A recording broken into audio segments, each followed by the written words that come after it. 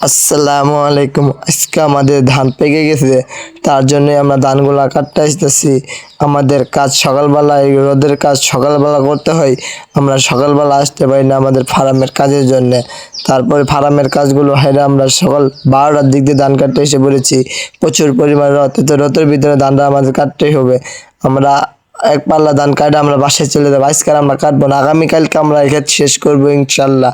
আমরা সকালবেলা শ্যামা থাকে, রোদ নাই, ফজরের নামাজ পড়েই আমরা ফার্মে যাই। ফার্মে অনেকগুলো কাজ, তার ভিতরে আমরা ধানগুলো কাটতে পারি না।